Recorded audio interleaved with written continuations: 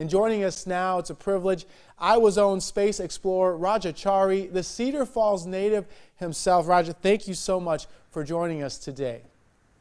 Thanks very much, Justin. Yeah, happy to be talking to you guys. Yeah. And yeah, I wish I was spending some Labor Day time in Iowa myself, but exciting things going down here at the Cape.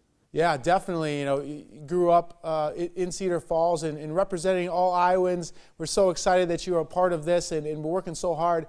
What would the launch, if it were to go on as planned today and not get delayed, really signify to space exploration in general and to someone like you that's working on these events right now leading up to the launch? Yeah, so it's the first major flight test for the Artemis program. So that's really the significance of it, is getting that started. And so having come from a test background, one of the things that's most important and why we do flight test is what we call discovery and burning down the risk. And so this test, like many other tests, has a lot of risks associated with it. And so getting it done, and we're going to find problems, that's a given. And the sooner we can find those and then start working on fixes and alterations to the vehicle, the rocket, that just gives us time to do that. So that's, I think, what's most significant is actually going from talking about going to the moon to actually going to the moon and setting up Artemis 2 and 3. Yeah, there's so much obviously that goes into this. The delay from last Monday. Little things such as temperature or different items on the spacecraft cooling down to certain temperatures can be a real impact on this flight. And it takes a lot. I mean, you have credentials, Air Force Academy graduate, MIT graduate, flew combat missions on Iraqi freedom. So thank you for your service. But what does this mission can do for you? I mean, you have an opportunity. You may be one of the 18 that can go to the moon, and with your expertise, what does it all say to the fact that we could actually put mankind back on the moon again after so long ago when we last did it?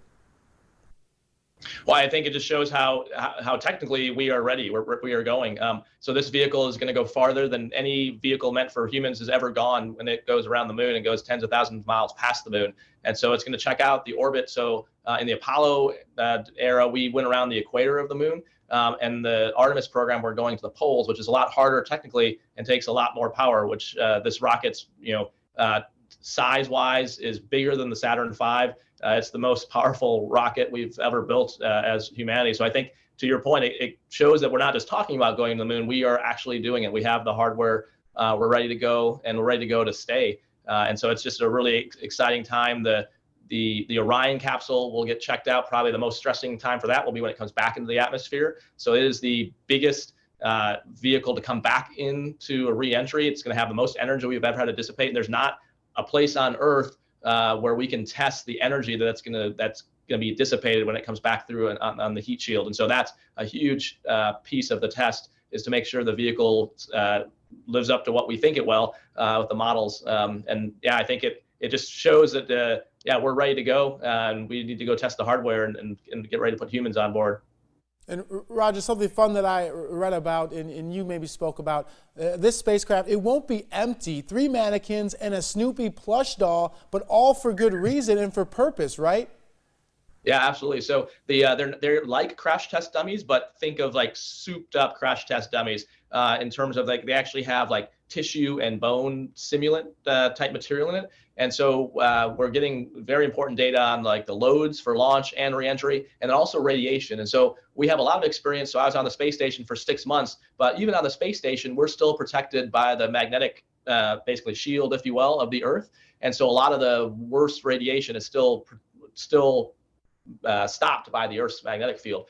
On the Orion vehicle and the lunar missions, we'll be outside that. So we're actually going past the Earth's magnetic field. And so one of the key things we're getting from these mannequins and the telemetry on board is the radiation environment. So we obviously understand what the radiation environment is in space out there, and we've built the vehicle to hopefully shield the occupants. But that is one of the key pieces of data we'll be getting and those really souped up crash test dummies, Munich and Campos is one of them. But they are basically going to help us make sure that we got it right with the radiation shielding design. All right, great advice and great information there from you, Raja. Everyone here in Iowa is extremely proud of you. I know you've done 2 spacewalks, but we're all crossing our fingers, hoping and praying that you're one of the few that get to walk on that moon, and whether it's Artemis 2 or 3, whenever NASA plans for that launch. Great representation and inspiration to all of those that will follow. Thank you for your time, Raja. We really appreciate it. Thanks very much, Justin, and enjoy the Labor Day weekend to everyone in Iowa and Cedar Falls. Yes.